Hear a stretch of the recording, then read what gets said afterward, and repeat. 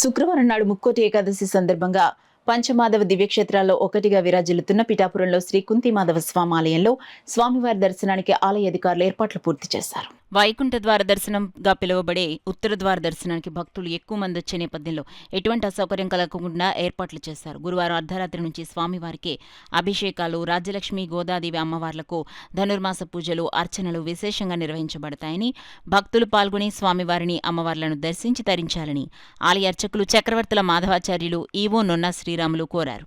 పంచమాధ దివ్యక్షేత్రంలో క్షేత్రమైన కుంతి మహోత్సవాల ఆలయంలో ధనుర్మాస మహోత్సవాలు కూడా వైభవపేతంగా డిసెంబర్ 16 నుండి ప్రారంభమై ప్రతిరోజు కూడా తెల్లవారుజాము స్వామివారికి విశేషమైన అర్చనలు, అభిషేకాలు జరుగుతున్నాయి. రేపు ముక్కోటి ఏకాదశి సందర్భంగా, వైకుంఠ ఏకాదశి సందర్భంగా ఈరోజు రాత్రి అంటే తెల్లవారితే 10వ తారీఖు అనగా రాత్రి 1 గంటకి స్వామివారికి విశేషమైన పంచామృతాభిషేకము, సహస్రనామార్చన, గోదామవారి శ్రీచూర్ణమార్చన, ద్రవిడ ప్రబంధ పారాయణ, తీర్థప్రసాద వినియోగం గోష్ఠి జరుగుతుంది.